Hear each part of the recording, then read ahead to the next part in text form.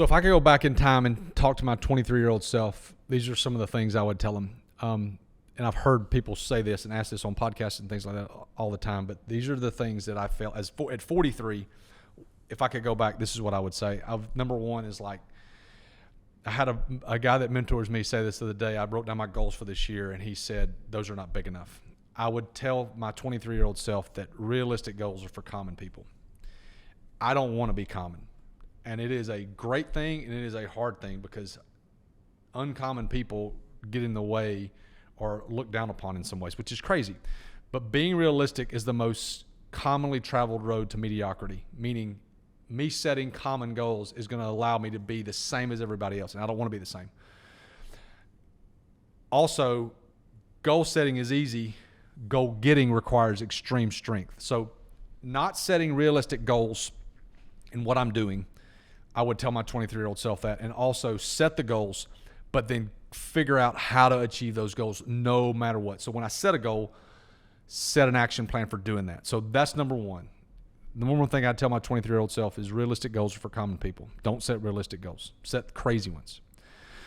The next thing is, at some point you're going to have to work, but number two would be meeting expectation earns a paycheck. Exceeding expectations earns wealth and prosperity.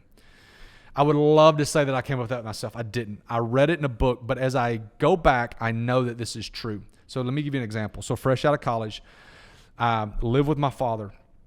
I knew it was the best thing for me because I wanted to amass some money and save some money. But here's what I did. I taught school all day.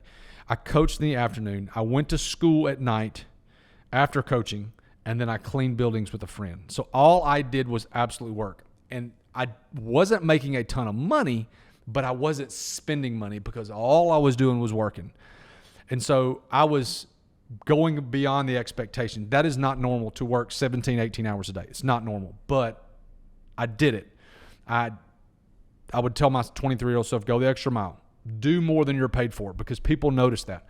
Work longer than expected, not just to work, but get more things done. Show genuine interest in other people. Something I have learned, you can't use people. You have to show genuine interest in other people. Be a solution. I want, when someone says we got a problem, if you say I got a problem, first thing I'm going to ask you is what's the solution? So be the solution before you announce that there's a problem, okay?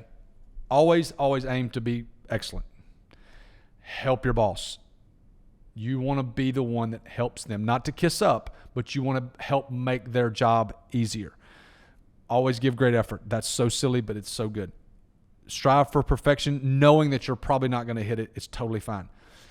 Don't let people hear you complain. It's okay on your breath to complain about something. Don't let other people hear you complain. You don't want to be labeled a complainer. Being average is so toxic in so many ways because everyone is fine with average. You don't want to be fine with average, okay? Unify. If there's a team, try to get a way to pull people together, because you can go, what's the saying? You can go fast by yourself, but you can go extremely far with a team. So if you can unify your team, you can have a lot more success in the long run. All of these little bullet points are being remarkable. Being remarkable is a hard quality because when you're remarkable, you stand out. And a lot of people don't want to stand out. The people that are standing out, they're the success. So that's number two, is like meeting expectations earns a paycheck. Exceeding those expectations earns wealth and prosperity. All right, the number three, and this is extremely important for me, is exercise is more than a habit. Exercise has to be a part of who you are. It is the first thing in a lot of people's lives that gets dropped when you get busy, or things come up or things like that. It's got to go attended. You would not miss a day of eating. You need to not miss days of exercising and moving your body on purpose. Here's what it does. You have to have this strand in your day to where you are working on your health. It helps with mental clarity. It helps obviously your physical body. It helps stamina. It helps clear thinking and overall positive well-being. So exercise has got to be more than a habit. At 23, I would tell myself, hey, listen, Thomas, you're going to go through different phases of this. So I went through a marathon phase. I went through a CrossFit phase. I went through a bodybuilding phase. It doesn't matter. Here's the thing. All programs work. You just got to do them. Okay, you're going to go through the different phases, and it's great because it's going to change your body. It's going to change who you are.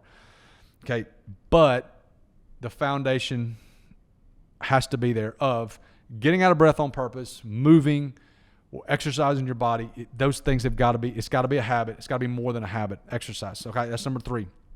Number 4 thing I would tell my 23-year-old self is you are accountable. I am accountable to my own actions. So another example here is I got an email the other day of someone doing something in our kitchen that was not acceptable. So it was very, very small, and it was someone else's fault. So someone left trash in a can, caused some flies. Someone sent me an email, hey, we don't need to do this. Hey, email back was this, you're exactly right. I'm so sorry. This is unacceptable. I did not say, hey, Susie didn't clean the freaking trash up. No, I took it on. I'm accountable because it's my team. I got to take accountability for who I am, for my job, for the people that I'm in charge of. Your conditions are the sum of your waking hours. What are you doing in those waking hours? Okay.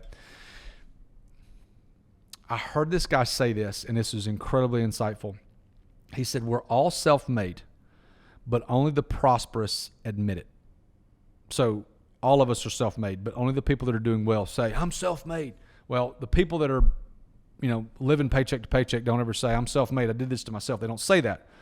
But our conditions are the grade of what we did in the past.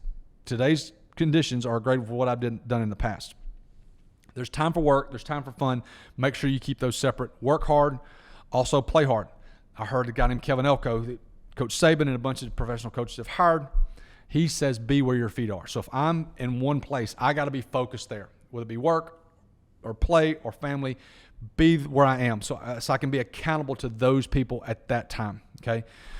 The world is really, really impartial to talent, brains, and character, but we have to focus on the daily actions that we do, okay? So I'm accountable for those daily actions because that's what God has given me.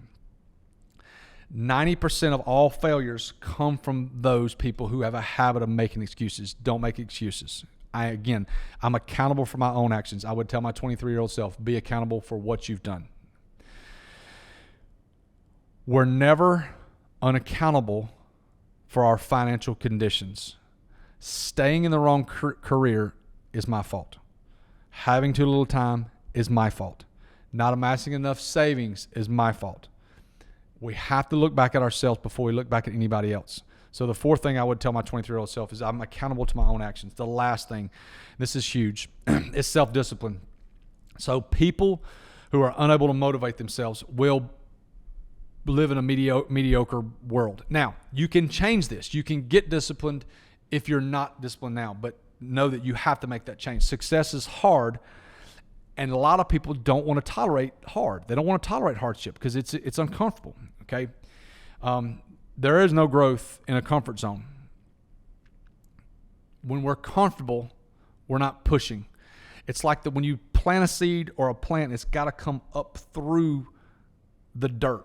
Like the plant is working hard to get through the dirt. That hardship is going to make that plant, that tree, whatever, better in the long run. It's going to give it toughness, okay? Successful people and unsuccessful people hate discomfort, but the successful do it anyway. That is very, very hard for people to understand.